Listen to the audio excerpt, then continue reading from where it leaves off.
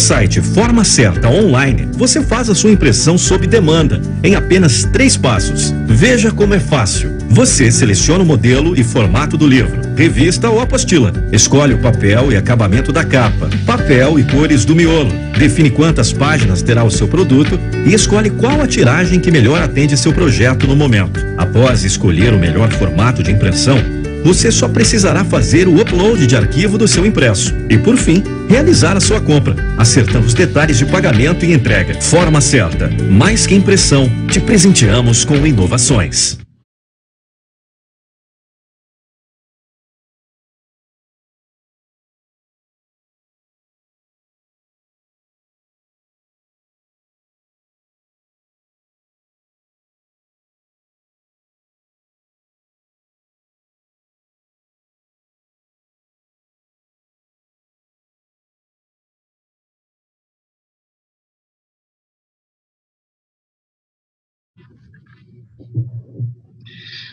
Bom dia, estamos começando mais um evento do Esquenta Primavera Online, evento promovido pela Liga Brasileira de Editoras, a entidade que reúne pequenas e médias editoras brasileiras, editoras independentes, e hoje nós estamos com uma mesa que eu acho uma das mais bacanas e provocativas dessa programação, que é pós-colonialismo e a cultura do medo, com o sociólogo português Boaventura de Souza Santos e a filósofa francesa Elsa Dorlan.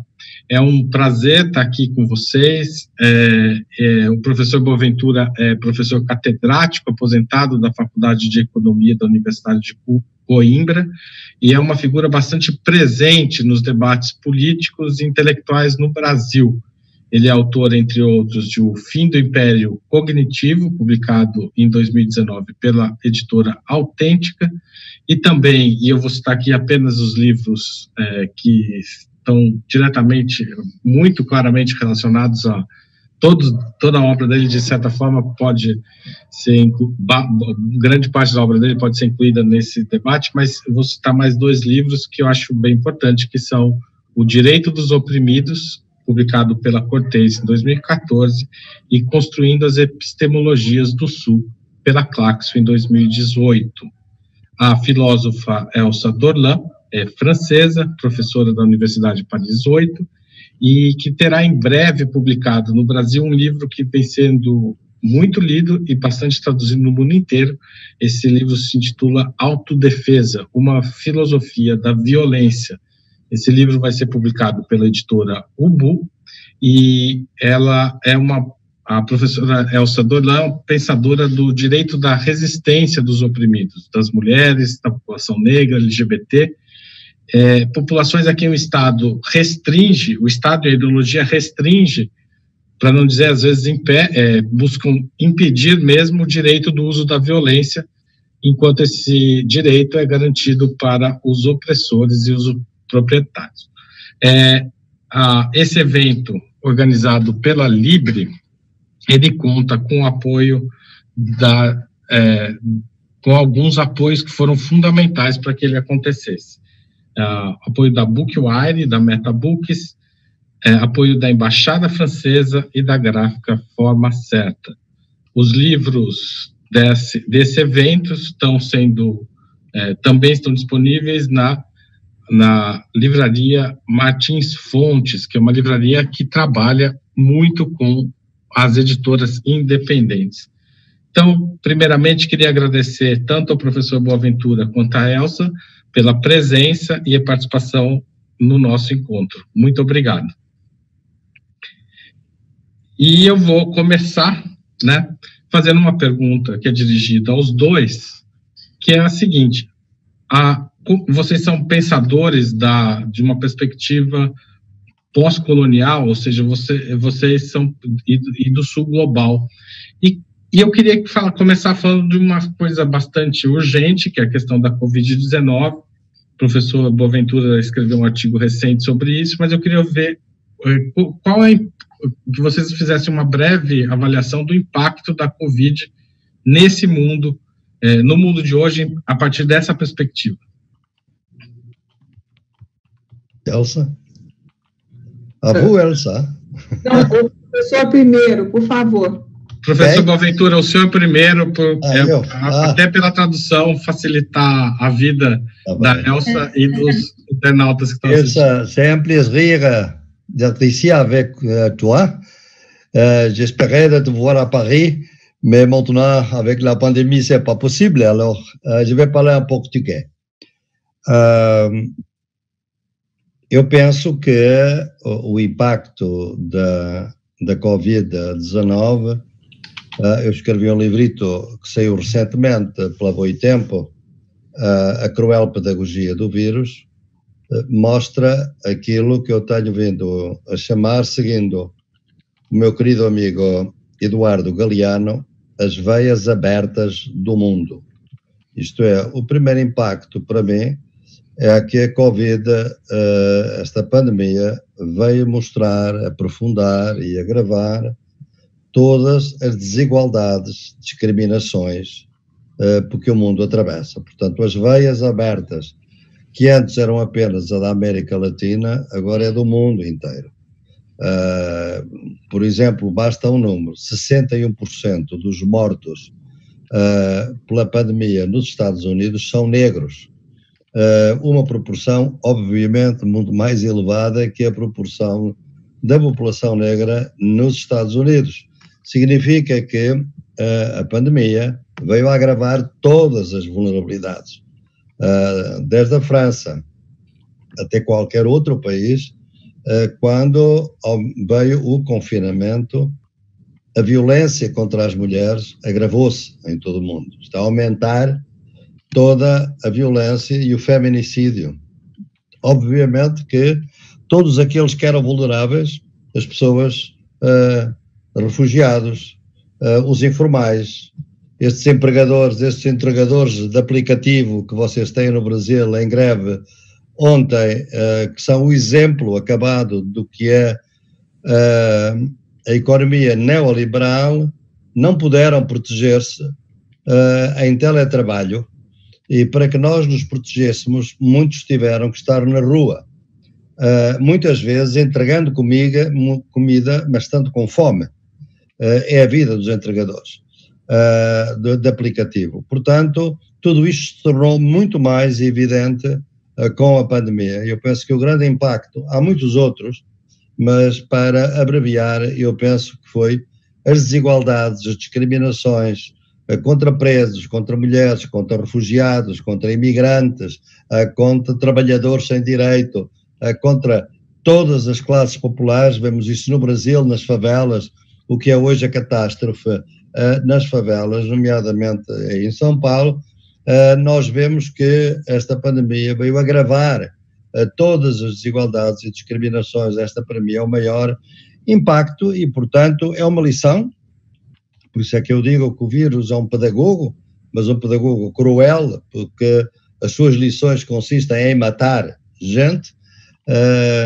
Resta saber se a gente vai aprender, se a sociedade, depois da pandemia, vai tomar conta destas lições. Há muitas outras, mas eu começaria por esta.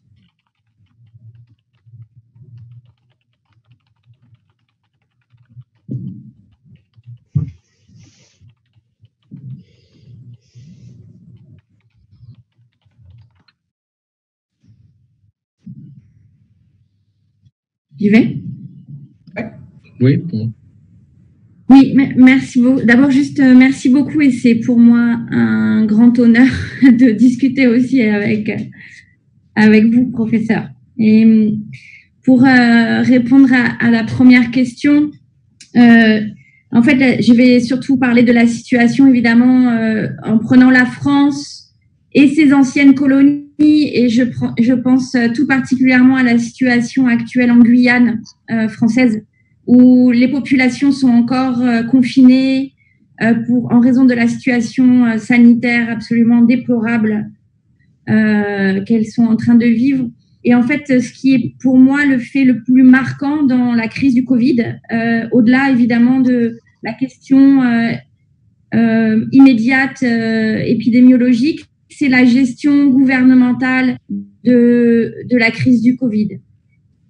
Je ne sais pas si vous voulez Merci, je vous en remercie, se je peux, merci. Então, antes de mais nada, um grande obrigado pelo convite, uma honra estar consigo, professor Boaventura, é uma grande honra para ela, e ela frisa que ela vai responder e falar sobre essa questão do impacto da ótica de quem está na França e levando em consideração, claro, as ex-colônias. Então, o exemplo privilegiado seria, neste caso, a Guiana Francesa, com as condições de confinamento que nós sabemos quais são, né? As pessoas ainda estão confinadas lá, ao contrário da França metropolitana, e a situação é deplorável, e ela diria que o efeito mais marcante da Covid, além de tudo que já se sabe, situação sanitária, desigualdades e tudo mais, é a gestão governamental absolutamente desastrosa. Merci. Et je ne vais pas revenir sur ce qu'a dit le professeur, puisqu'on sait que la crise a touché en particulier les populations les plus paupérisées, et que ces populations les plus paupérisées, en fait, il s'agit des populations en France comme ailleurs, qui sont des populations racisées, et des populations notamment qui sont rendues illégales par les lois européennes, notamment sur la question de l'exil et des migrations. Et l'une des caractéristiques principales en France notamment, mais plus largement en Europe, mais la France est pour moi un exemple paradigmatique, c'est l'idée que ces populations qui ont été à la fois les plus touchées sont celles évidemment qui ont le moins accès à des structures sanitaires et sociales d'aide. Et notamment, on a vu en France des files entières de populations qui n'avaient plus rien à manger et qui devaient faire la queue pour avoir de l'aide alimentaire, et que ce n'est pas l'État qui a fourni cette aide alimentaire, ce sont des associations de solidarité qui se sont organisées en France comme des brigades d'autodéfense sanitaire.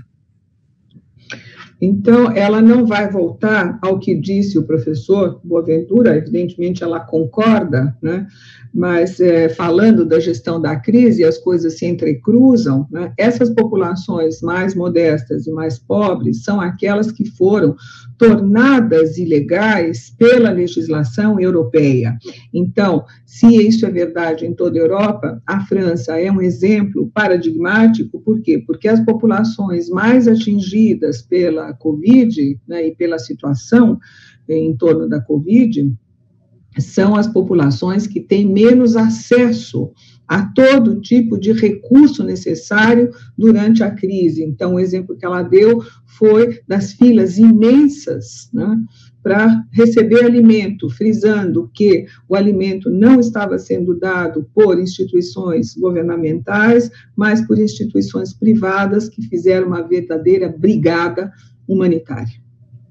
Et le dernier élément, c'est que en même temps où on a exposé au risque de mort et qu'on expose au risque de mort depuis des décennies les populations, du fait de non-infrastructure, et bien en même temps, c'est ces populations qui ont fait vivre pendant la crise du Covid les populations privilégiées, parce que c'est ces populations qui ont travaillé à nettoyer la ville, à nettoyer le pays, à livrer le pays, à nourrir le pays, à soigner le pays, à garder les enfants des populations privilégiées et à soigner les personnes âgées. Et pour moi, ça, c'est un élément vraiment fondamental de ce qui relève vraiment d'une gouvernementalité de mort, c'est-à-dire à la fois exposer au risque de mort et en même temps enjoindre ces populations paupérisées, racisées, de faire vivre d'autres populations.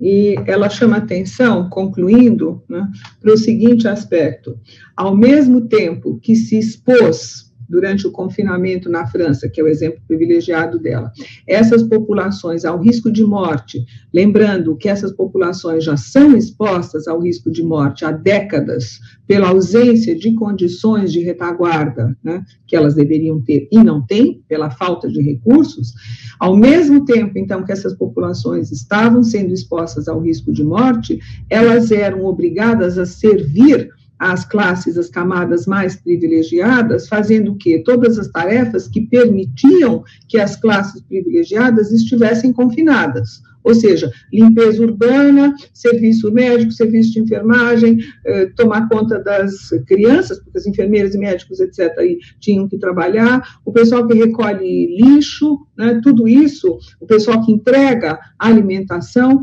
Então, todo esse tipo de tarefa que foi cumprida enquanto essas pessoas estavam sendo expostas ao risco de morte, ou seja, uma dupla pena.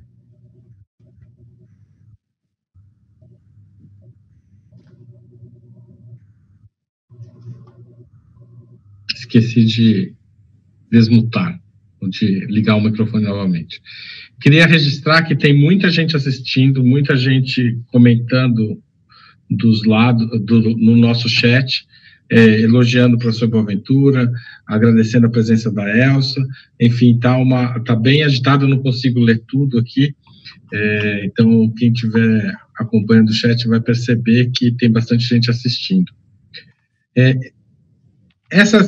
Para além da situação da Covid-19, que é importante, eu acho que de alguma certa forma potencializa algo que já vinha acontecendo, a gente tinha vivido antes, a gente estava num momento de retrocesso político, sobretudo na América Latina, professor Boaventura, com a prisão do Lula, a deposição do Evo Morales, a perseguição ao Correia no Equador, e uma pressão permanente dos Estados Unidos sobre a Venezuela. É uma tentativa de recolonização da América Latina, e depois eu gostaria que a Elsa comentasse isso, pensando um pouco também na política europeia. Obrigado. Bem, eu no meu trabalho, eu tenho defendido sempre que nós vivemos em sociedades capitalistas, colonialistas e patriarcais. Eu penso que foi um erro do pensamento crítico, até do pensamento marxista, se quiser, que aceitou que o colonialismo tinha terminado com as independências. Não terminou. Ele mudou de forma. E as formas que nós temos hoje, de concentração da terra, do racismo, da expulsão dos camponeses e dos povos indígenas das suas terras, são formas de colonialismo. Portanto, nós vivemos em sociedades colonialistas, não é? E isso agrava-se. Cada vez que o capitalismo, a exploração do trabalho se agrava-se também a degradação ontológica colonialista dos corpos racializados e também a degradação ontológica dos corpos sexualizados, sejam as mulheres, seja a população LGBTI. Portanto, significa que o capitalismo não funciona sem colonialismo e sem patriarcado. O que nós, obviamente que há outras dominações, mas estas são as principais. O que aconteceu na América Latina nesta segunda década foi um agravamento destas três formas de dominação. Por que é que esse agravamento se dá? Esse agravamento se dá fundamentalmente por uma conjunção tóxica de fatores internos e externos. Os fatores internos, que aliás é muito difícil hoje de distinguir o interno e o externo, o nacional e o internacional, sobretudo na América Latina, mas os internos foram um modo de acederem ao poder governos populares, progressistas, que trouxeram benefícios a milhões de pessoas na América Latina. O Brasil é um bom exemplo disso, mas que o fizeram sem uma reforma política, sem uma reforma dos mídias, sem uma reforma fiscal, aproveitando apenas o boom das commodities, isto é, dos produtos agrícolas e minérios, naquele período, na primeira década, devido ao crescimento da China. E por isso os ricos continuaram a enriquecer, o Itaú nunca teve tantos lucros como no tempo do Lula, mas havia dinheiro suficiente para distribuir uma migalha.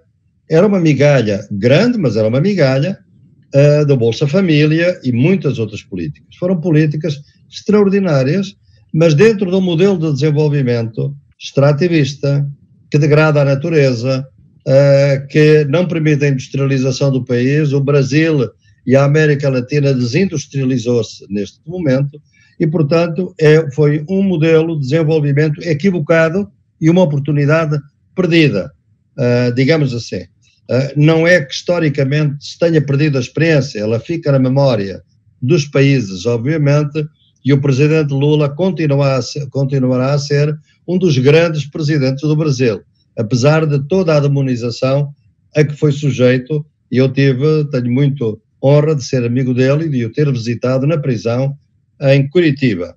Mas, obviamente, como intelectual solidário e também ativista, não posso deixar de fazer a crítica a estes governos. O fator internacional que ajudou extraordinariamente neste período foi o aumento da rivalidade entre os Estados Unidos e a China e o facto de os Estados Unidos entrarem numa deriva imperialista extremamente agressiva, que é uma continuidade do que sempre fizeram na América Latina, mas agora mais agressiva, fundamentalmente porque se deram conta que a China era já um dos grandes clientes do Brasil, se não o maior cliente em alguns produtos, era o maior investidor em muitos países da América Central, tinha inclusivamente controle dos minérios da Venezuela e, portanto, a China estava a entrar no pátio traseiro dos Estados Unidos. E a partir daí, os Estados Unidos procuram fazer uma travagem brusca. E essa travagem vai ter um primeiro país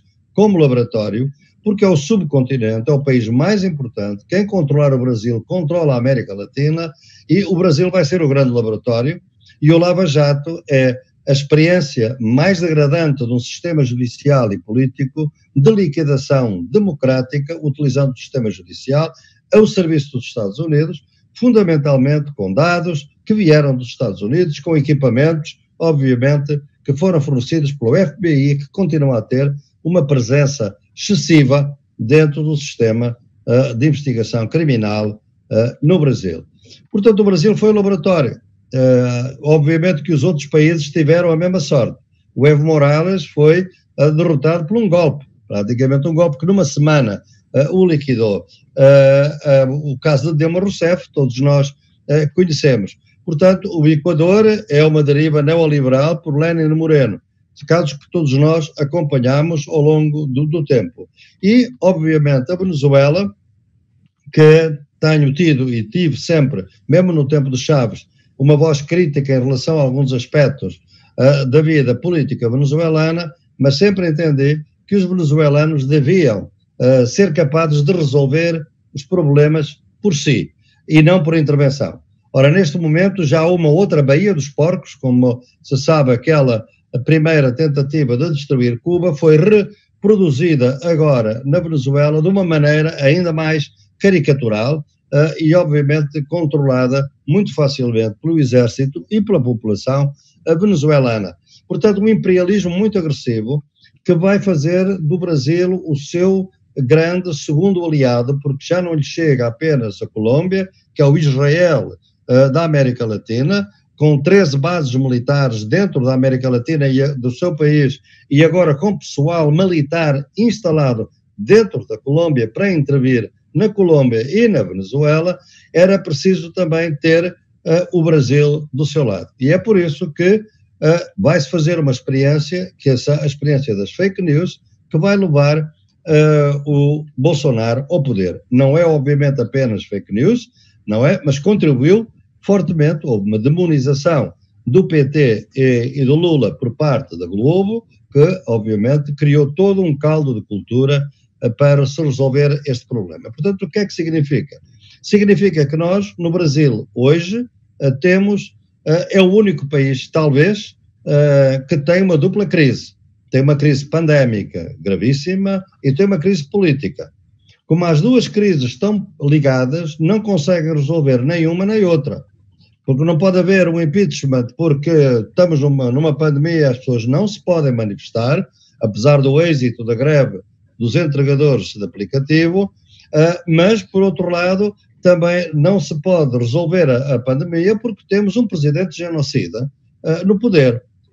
Um homem que, obviamente, não lhe interessa absolutamente nada à vida dos brasileiros e, pelo contrário, está a cometer crimes contra a humanidade, porque na posição em que ele tem, ele tinha que ter uma responsabilidade de impedir que as pessoas pudessem estar a pôr em causa a saúde pública. E ele põe em causa, pela sua ação, a saúde pública dos brasileiros. Não é o único, obviamente, mas é um caso particularmente caricatural.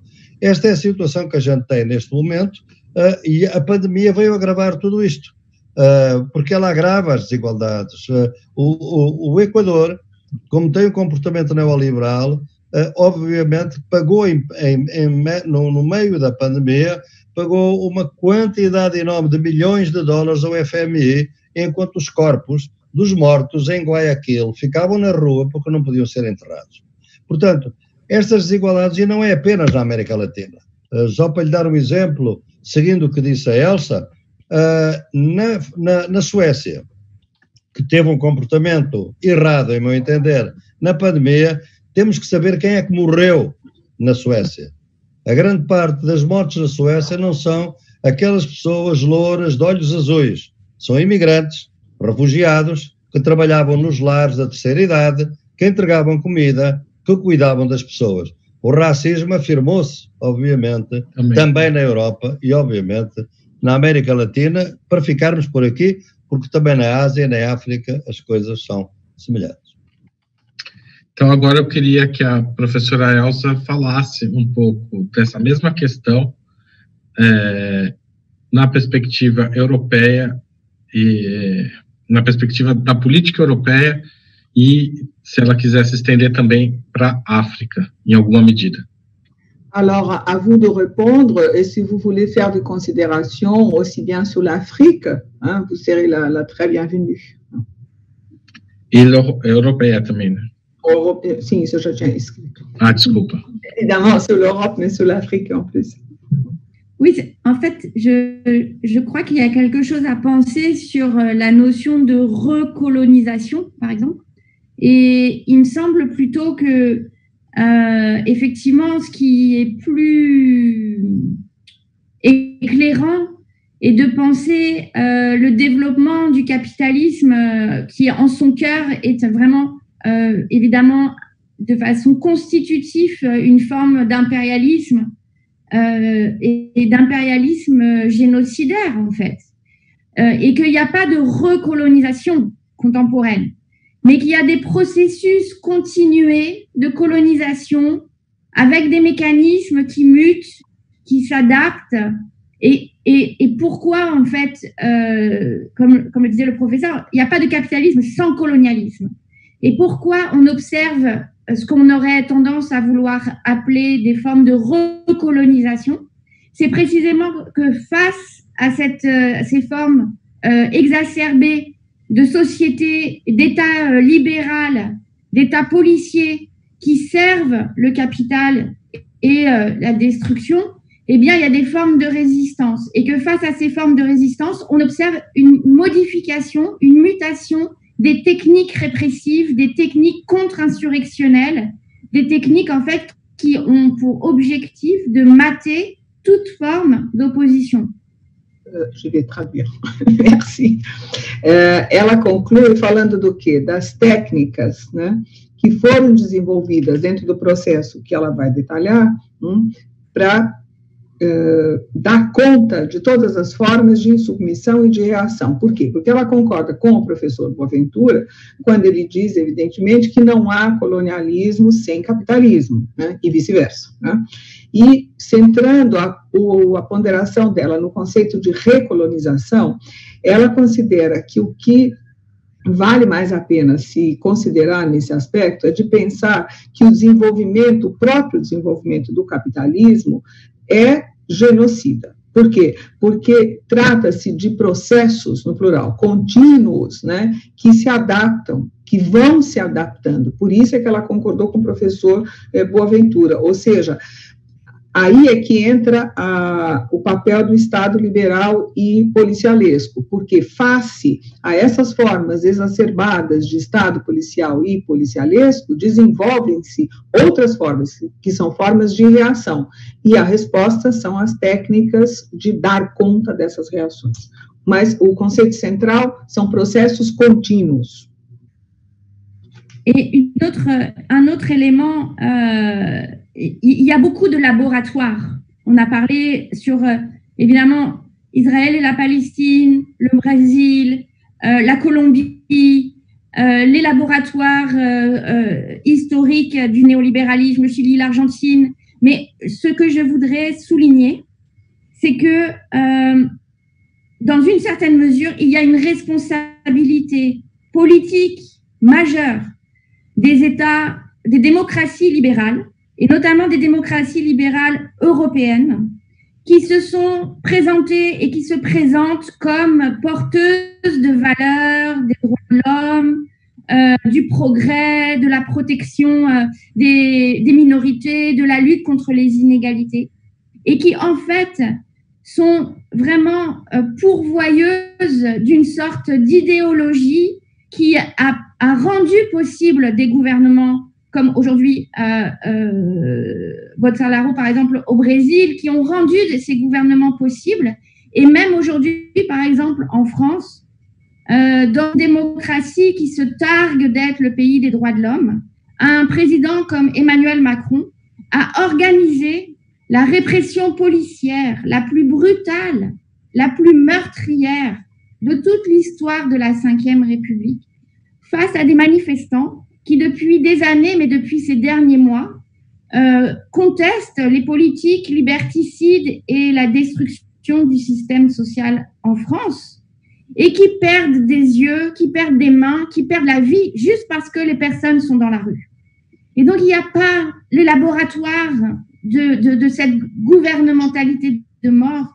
En fait, il se situe, à mon sens, vraiment dans nombre de pays, y compris dans des pays qui se représentent comme un modèle. Et quand je parle de la responsabilité des démocraties libérales, je parle aussi que c'est en raison de ces gouvernements finalement qui se sont toujours ménagés, qui ont toujours tenté, soi-disant, d'aménager le capitalisme. C'est ces gouvernements qui, en même temps, par leur politique internationale, leur politique militaire, leur politique intérieure, ont fait échouer toutes les tentatives de révolte ou toutes les tentatives de progrès et de justice sociale. Pardon. Ela fala do papel e da responsabilidade das democracias liberais, né? E como isso redunda no que redundou. Existem muitos laboratórios, porque ela tinha falado antes de laboratórios. Esses laboratórios clássicos são o quê? Palestina, Brasil, Colômbia, todo mundo conhece, ou alguns que já estavam em prática antes, aplicados antes, como, por exemplo, a Argentina, que ela citou. Mas falando de outros países, estendendo, como Haroldo pediu, para o cenário europeu. E aí entra o papel das democracias ditas democracias liberais europeias, que, na verdade, se apresentam e invocam para si mesmas o papel de defensoras dos direitos humanos, da luta contra os oprimidos, os mais modestos, etc., e defensores da luta contra as desigualdades, mas que, na verdade, tornaram possível a eleição de governos autoritários como o governo Bolsonaro. Tá?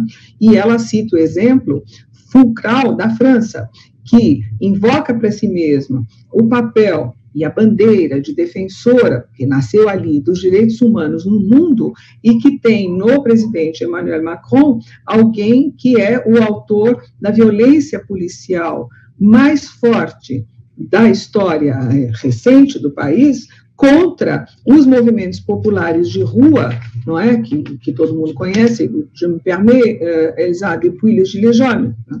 Desde os coletes amarelos e tudo isso, que durante toda aquela onda, a repressão fez muita gente perder o olho com aqueles paintballs, aquelas coisas, perder braço, perder vida, a repressão foi violenta.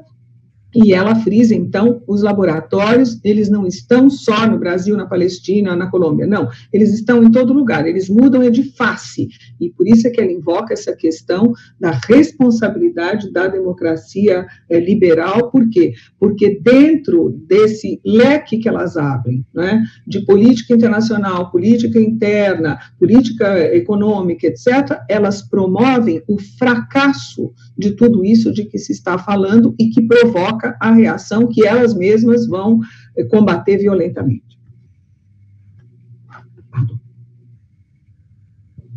Vous avez fini?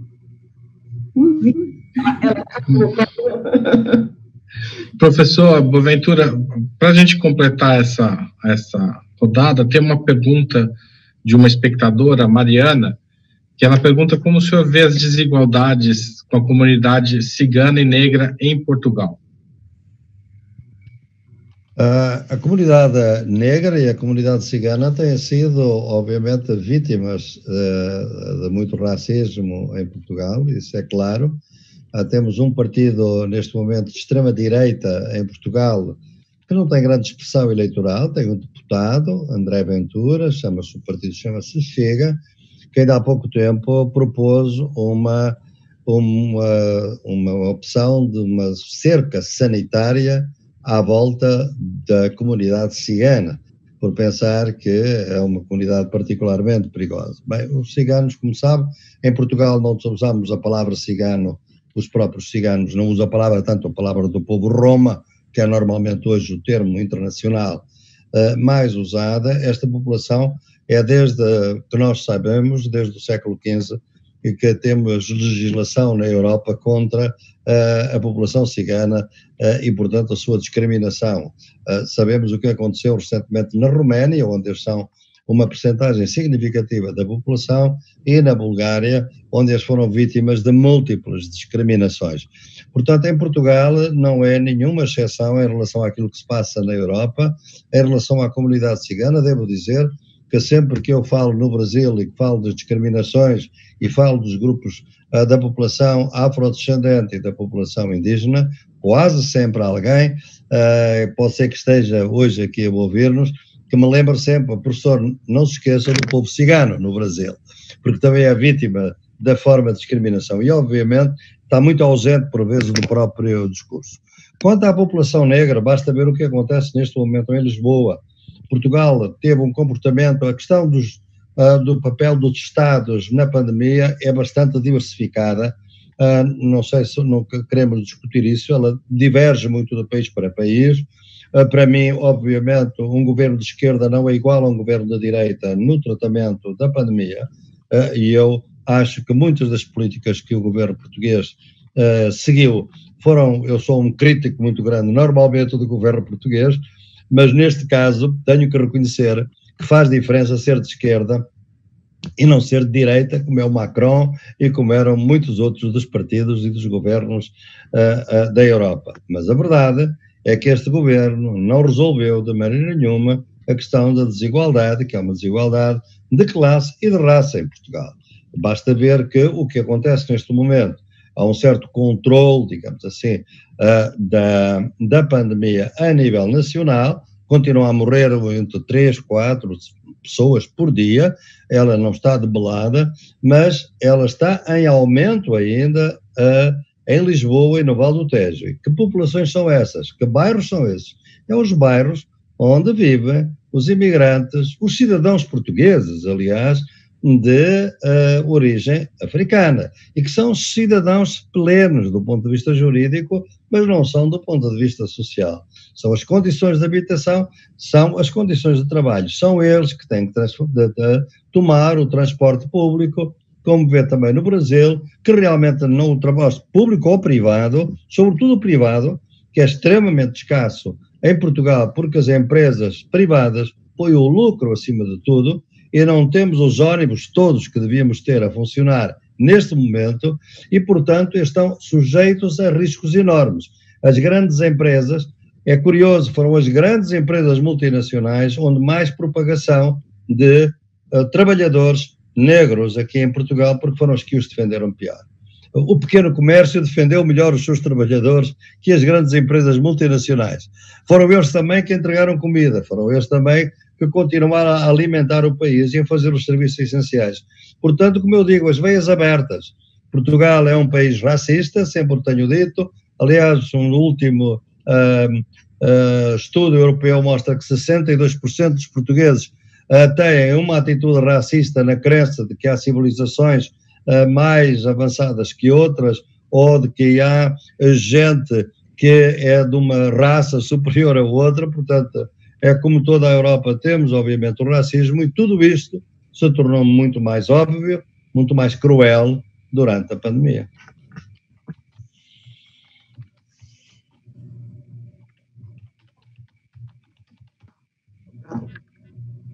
Elsa, agora eu vou fazer uma pergunta para a Elsa, específica para ela, que é sobre o livro dela. Como a Elsa ainda é pouco conhecida no Brasil, ainda não teve, a sua obra está para chegar, chega em outubro pela editora Ubu, foi informado aqui pelo chat pela editora, obrigado. Eu queria que você falasse um pouco sobre o que os leitores brasileiros vão encontrar nesse livro, a questão da autodefesa e da violência do opressor e do oprimido, Elsa. Queria que você falasse um pouco sobre isso.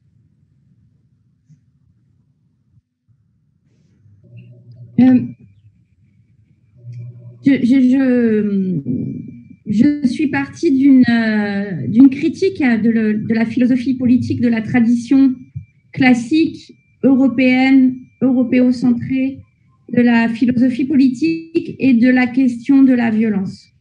Et dans cette tradition de pensée, la question de la violence est toujours pensée ou toujours réfléchie à partir de la question de la légitimité ou de l'illégitimité de la violence.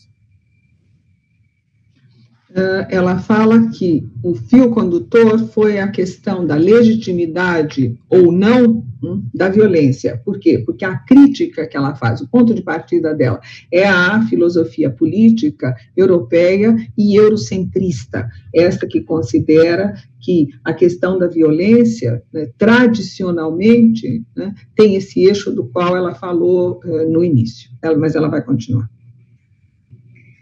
Et dans un débat contemporain où tous les mouvements insurrectionnels, tous les mouvements décoloniaux, anti-impérialistes, féministes noirs, féministes caribéens, féministes des nations autochtones ou des classes sociales blanches, paupérisées, révoltées, engagées dans le prolétariat, dès que cet ensemble, ce peuple se révolte, alors il est considéré comme violent, exclu du droit à l'insurrection, et ça autorise des formes exponentielles de répression policière.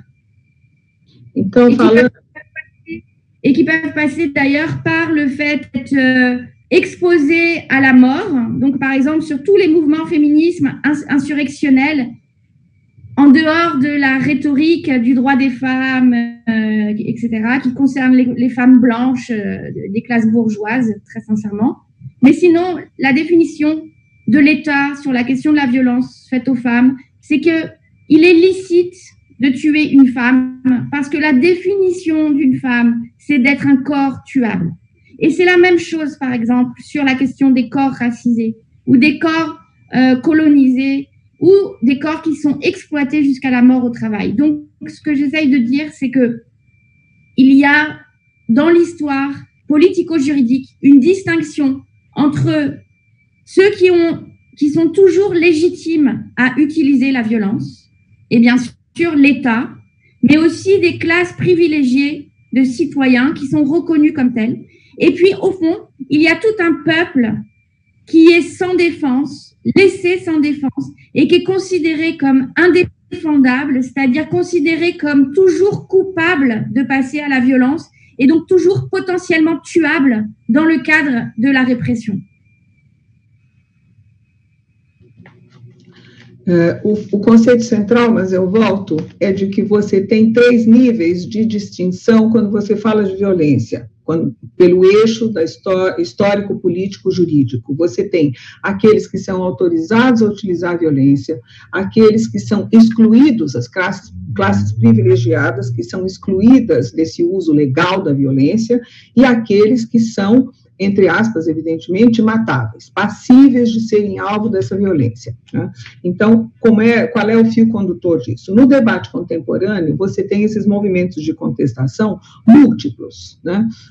Quer sejam os movimentos feministas, os movimentos por direitos sociais, enfim, quando isso tudo se congrega e você tem um conjunto que se revolta, isso é associado, do ponto de vista da política governamental, a um conceito de violência. Os movimentos são ditos movimentos violentos.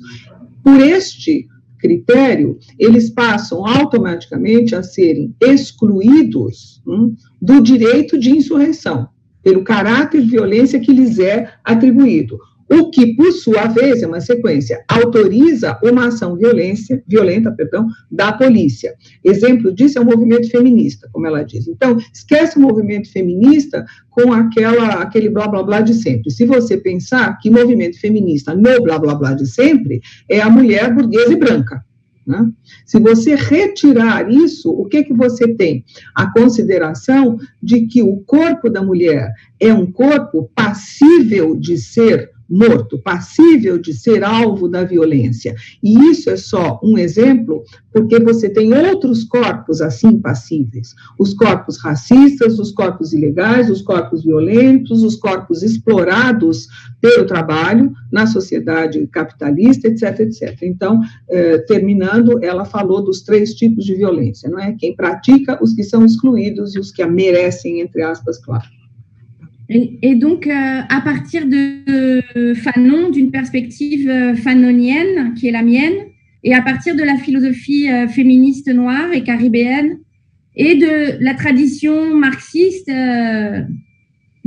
noire, marxiste subalterne, j'ai au fond décentré complètement la perspective. Je me suis située dans une critique de la philosophie politique impériale pour faire le procès du concept de légitime défense. Et c'est en déplaçant, en décentrant, moi, mon positionnement intellectuel que j'ai proposé de faire une approche qui travaille sur une histoire constellaire de l'autodéfense. L'autodéfense, notamment à partir de l'histoire des résistances esclaves, et à partir des mouvements communistes polonais et russes juifs, et notamment du Bund, et à partir évidemment des mouvements insurrectionnels minoritaires féministes. Parce que tout à l'heure, je parlais du droit des femmes, mais il est très important de comprendre dans cette configuration-là que la question du droit des femmes ou de la défense des femmes, il faut défendre les femmes, il faut protéger les femmes, est l'un des ressorts les plus meurtriers dans les systèmes colonialistes. Parce qu'on défend les femmes blanches. Et qu'au nom de cette défense des femmes blanches, en fait, il s'agit d'éradiquer les populations colonisées. Pardon. Ela diz o seguinte, que a partir, são 3 eixos. A partir da perspectiva do Fanon, que é a dela, né, do movimento feminista, como ela frisou anteriormente, não o clássico burguês branco, mas o do Caribe, né, e terceiro eixo, desse marxismo que ela chamou de negro, ou seja, subalterno, né, porque não se pode falar sem aspas, ela descentralizou o conceito de legítima defesa. Esse é o conceito central dessa parte da resposta dela.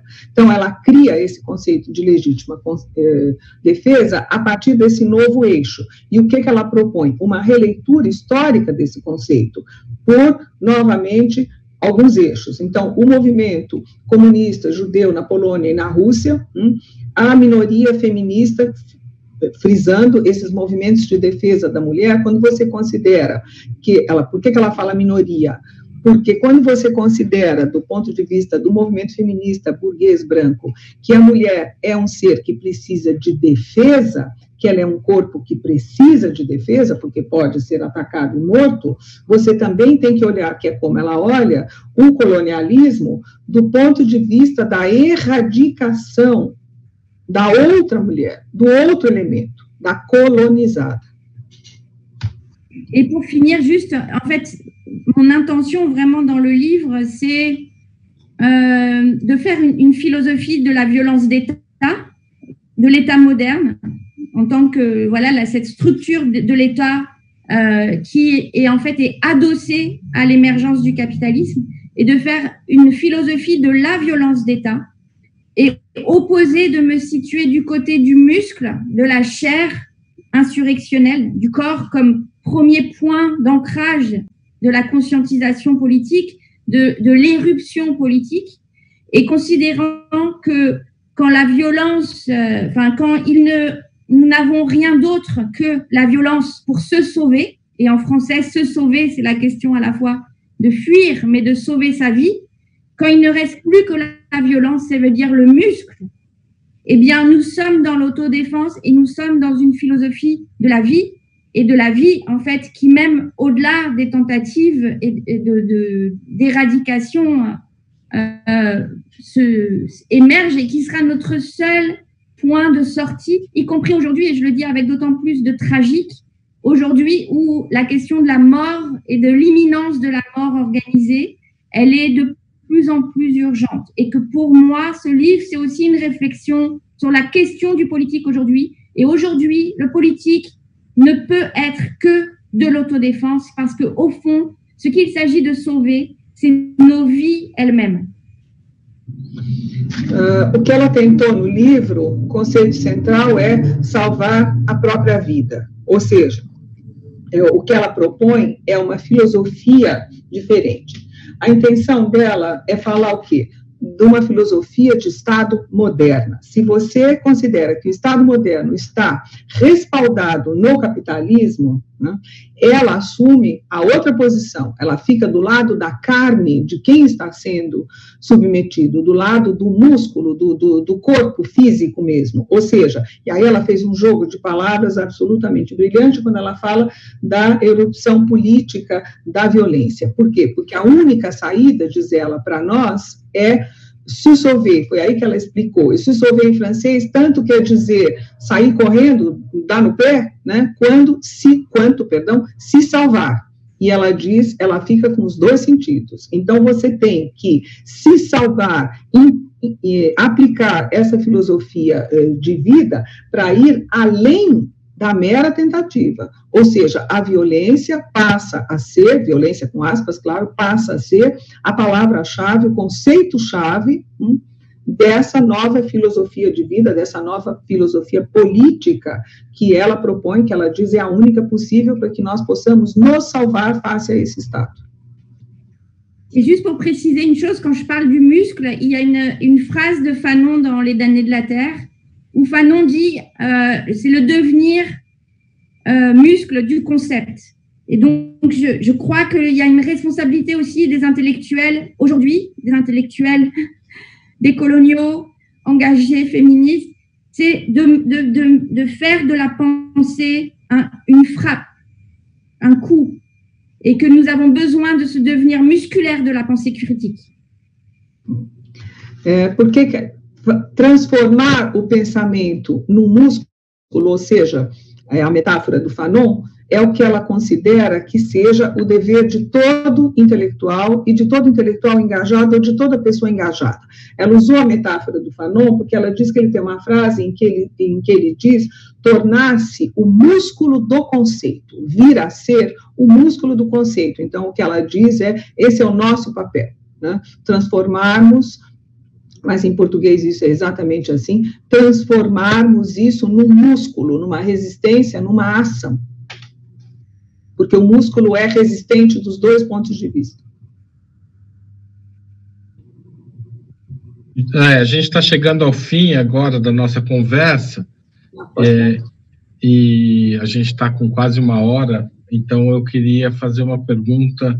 Eu queria agradecer, tem muitas perguntas aqui, o Felipe tinha pedido para falar do livro, a gente falou, tem gente perguntando sobre o papel se a sociedade brasileira é particularmente menos sensível à violência contra os pobres e aos deserdados e as pessoas que estão vivem. A Vânia fez essa pergunta, e que estão sujeitos agora à Covid, e tem perguntas também sobre educação. Evidentemente não vai, sobre o papel da educação dos direitos humanos. Evidentemente eu acho que a gente não vai ter tempo sobre isso, mas eu queria fazer uma pergunta para os dois, que se é possível ser otimista e pensar que essa crise atual, tanto no caso brasileiro, tanto política quanto sanitária, e essa crise mundial é uma crise do modelo colonizador e da opressão. Ou a gente está sujeito a uma reorganização permanente dessa opressão que não teria saída, tá certo? Muito obrigado aos dois pela presença. Eu vou agradecer já, porque como tem a tradução, tem tudo isso, acho que é mais fácil dizer que foi um prazer enorme estar com vocês dois, discutindo com vocês, e eu tenho certeza que as pessoas gostaram muito, até pela reação permanente no chat aqui, que foi difícil acompanhar. Muito obrigado a todo mundo que mandou pergunta, a gente vai guardar e mandar para os participantes da mesa. Obrigado. Terminou? Terminei, fiz a pergunta. É possível ser otimista na atual conjuntura? Eu acho que a pergunta faz todo o sentido. Aliás, seria muito interessante poder discutir com a Elsa a questão da violência e como é que ela vai ser entendida no Brasil neste momento. É um velho debate em que temos estado sobre o papel da violência e o papel do Frantz Fanon, que é a Elsa, e acho que é um debate muito interessante e que vai ter cada vez mais lugar no Brasil quando nós pensarmos que desde os anos 60 para me lembrar apenas do tempo em que comecei a fazer a pesquisa no Brasil e quando comecei a viver numa das favelas para fazer a minha tese de doutoramento, o medo das classes, das elites do Rio era que um dia a favela pode descer o morro. E quando a favela descer o morro, é o fim.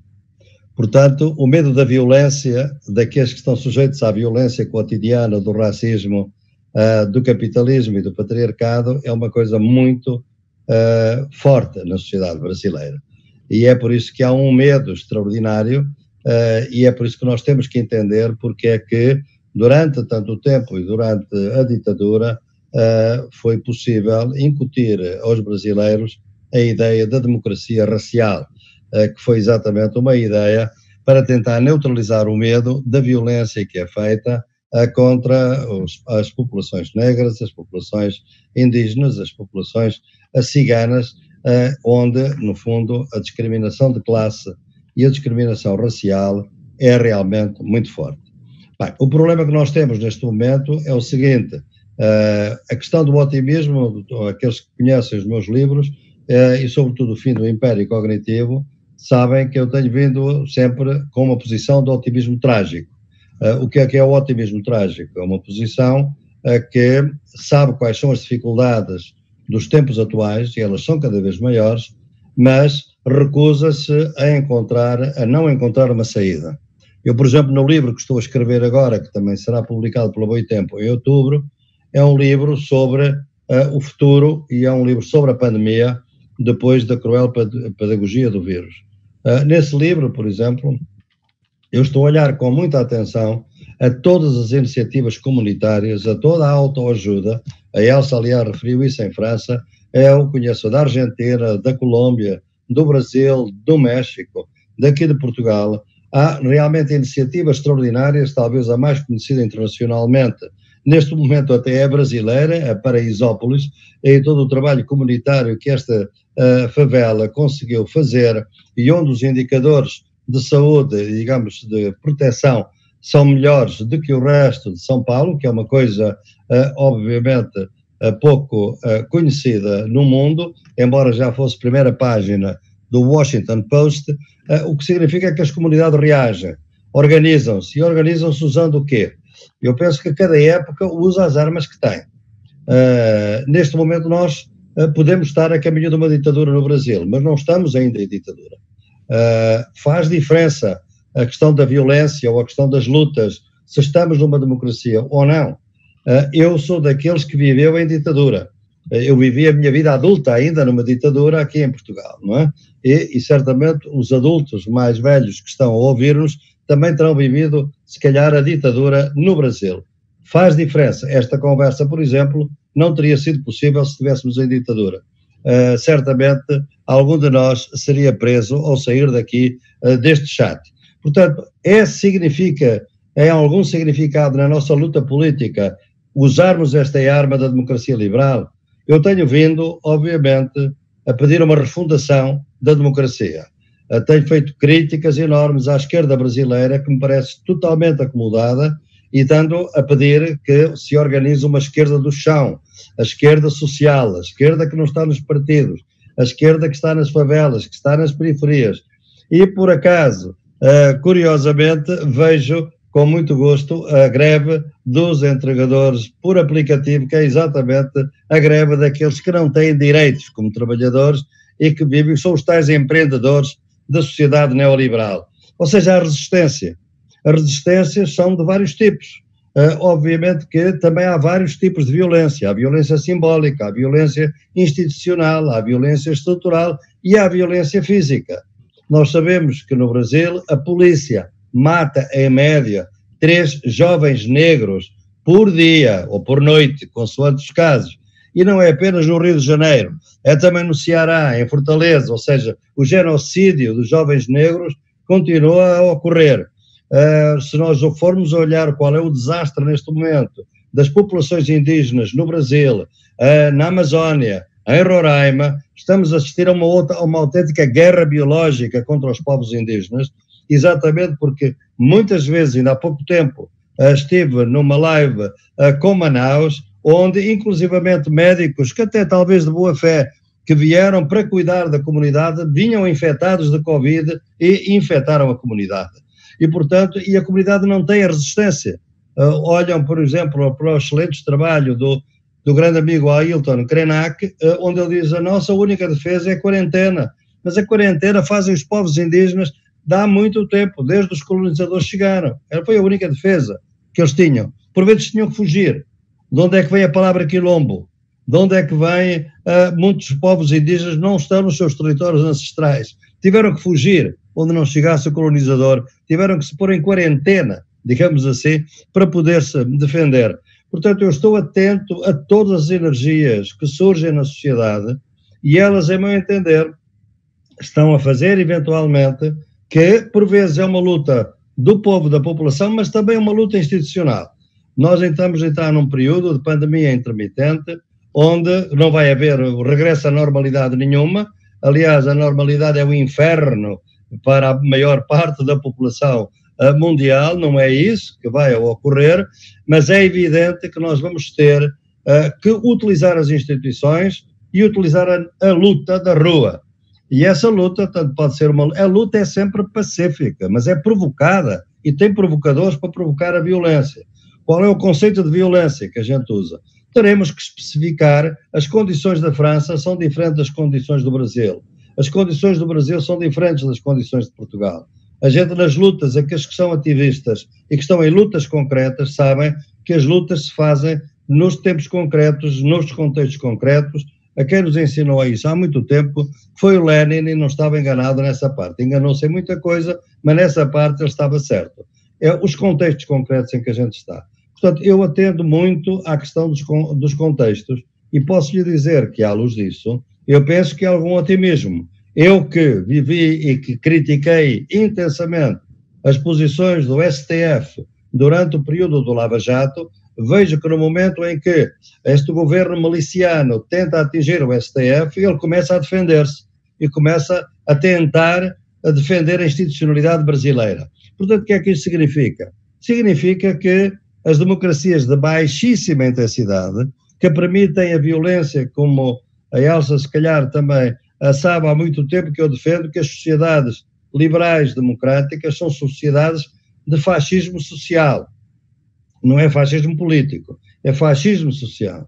É o facto de haver população que tem direito de veto sobre outra população. É aquele caso paradigmático do casal do Rio que vem infectado da Europa e que obviamente não dispensa a sua empregada doméstica e a empregada é infectada por eles, obviamente. É exatamente isto o direito de veto, é isto o fascismo social. Isto nós existimos no Brasil. Como é que se luta isso? Nas instituições e fora delas, obviamente. E eu penso que nós vamos entrar no Brasil, que é um gigante adormecido, em meu entender, neste momento, ao contrário do que nós vemos no Chile. Por exemplo, estou neste momento em lives com o Chile, que estão a organizar já o próximo referendo constitucional. Estou animado com a greve dos entregadores por aplicativo.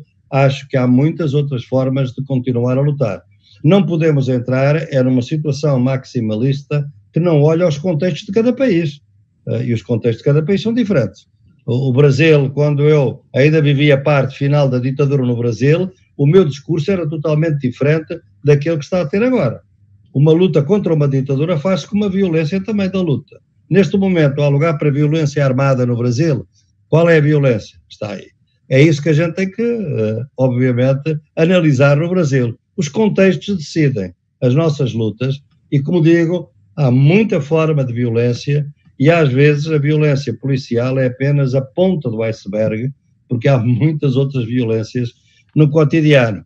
Mas, mesmo assim, apesar deste diagnóstico muito duro, eu continuo a ser um otimista, trágico, porque realmente vejo que na pior das condições de corpos violentados, racializados, sexualizados, apesar disso, há resistência.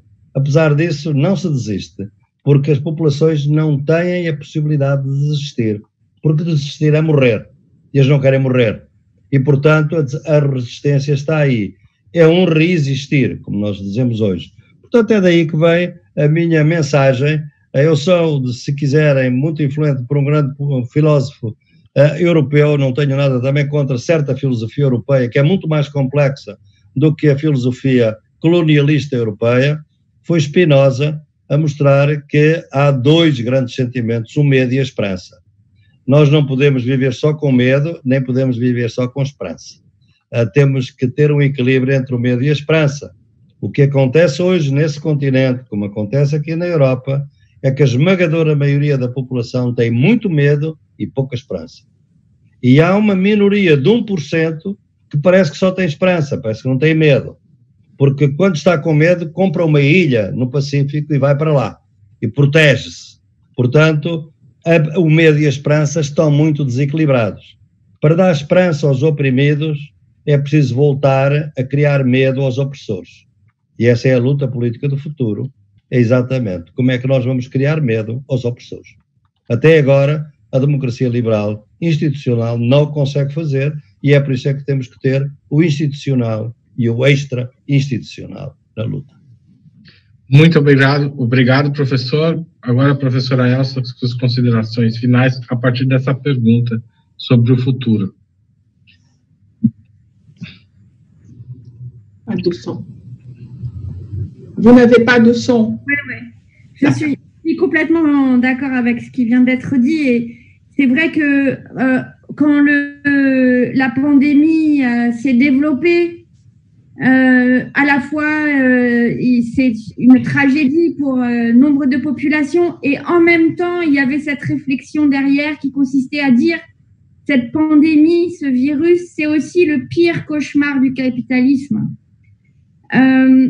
Et puis finalement, on voit par exemple ici, en France notamment, où on a eu l'une des politiques de confinement les plus dures, avec des contrôles policiers sur les populations les plus paupérisées, racisées, dans les banlieues, dans les ghettos des villes, où il y a eu un nombre incalculable de contrôles policiers, d'arrestations de personnes. Et malgré ça, nous avons été déconfinés. Et c'est comme si de rien n'était, comme si rien ne s'était passé. Je laisse la traduction. C'est que j'écoute les infos, je pense que vous avez raison, pardon. Ela está dizendo que ela concorda a 100% com o professor Boaventura, né, integralmente, né, e se nós pensarmos na pandemia, ela se desenvolveu como uma tragédia. né?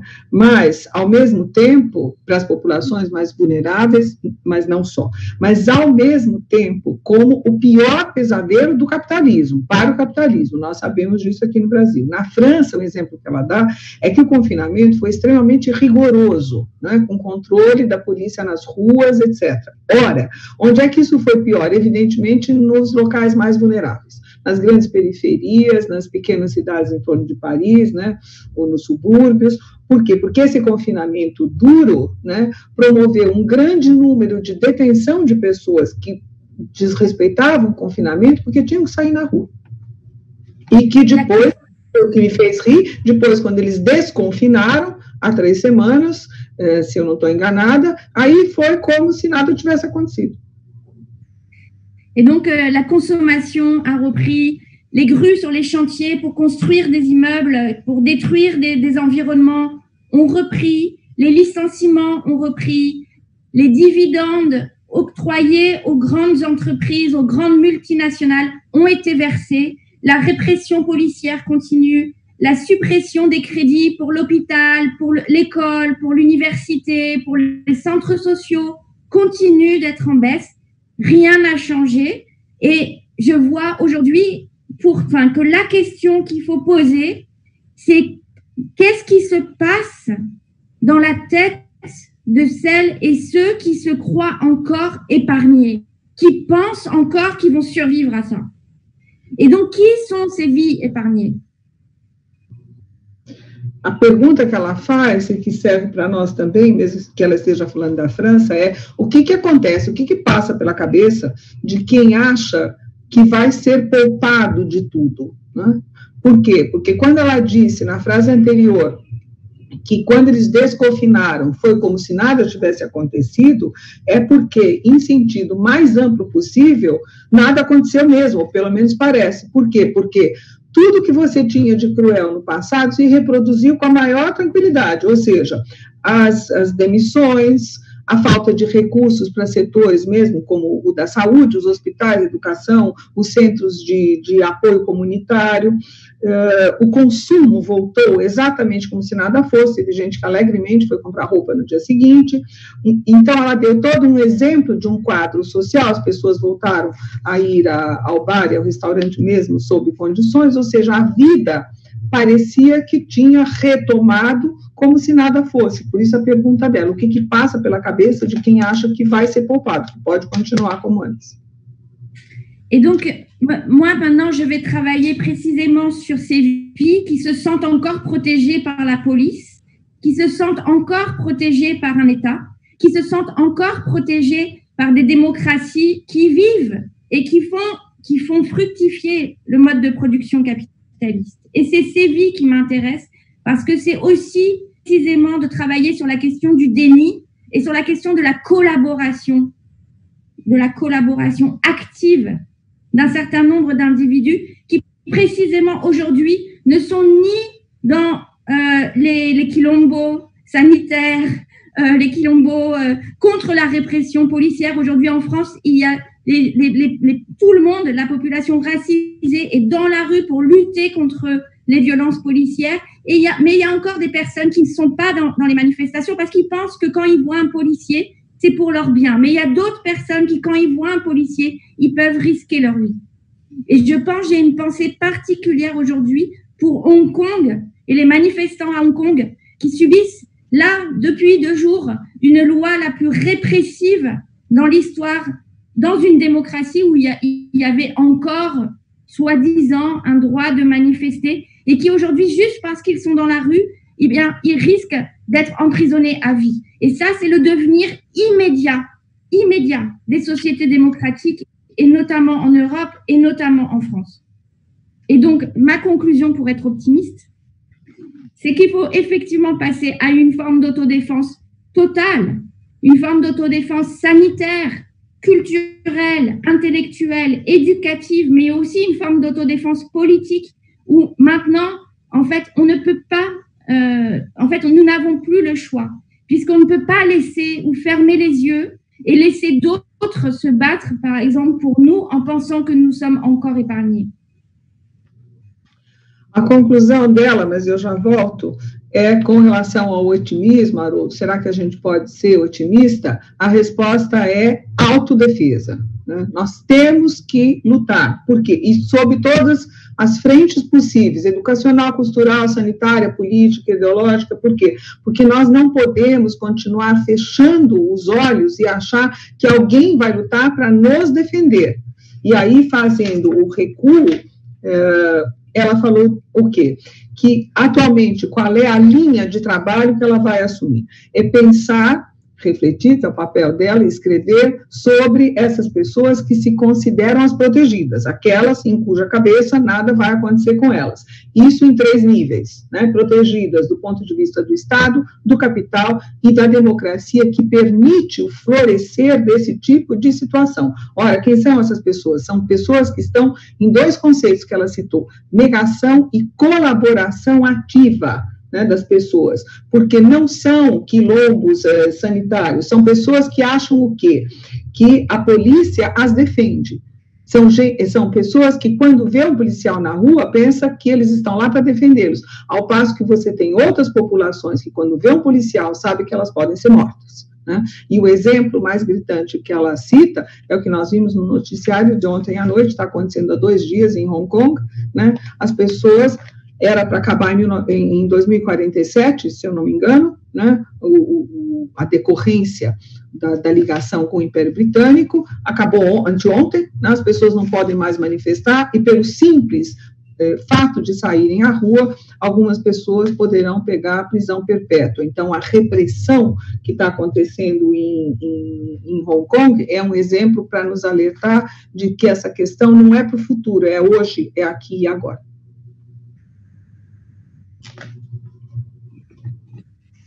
Gente, eu queria agradecer, então, novamente, Elza e professor Boaventura, agradecer Marli pela tradução, as pessoas mandaram parabéns para você também, então eu queria agradecer todo mundo que fez comentários, a gente, obviamente, não conseguiu ler tudo, mas queria agradecer os outros curadores desse encontro, a Raquel Menezes, a Paula Cajati e a Camila Pedrinheiro, que comigo a gente montou uma programação de 40 mesas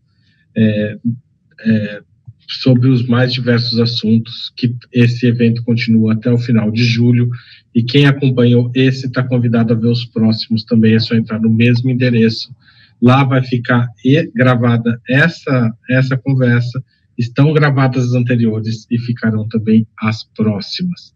Então, agradeço também aos apoiadores do evento, né, Bookwire, MetaBooks, a Embaixada Francesa e a Gráfica Forma Certa.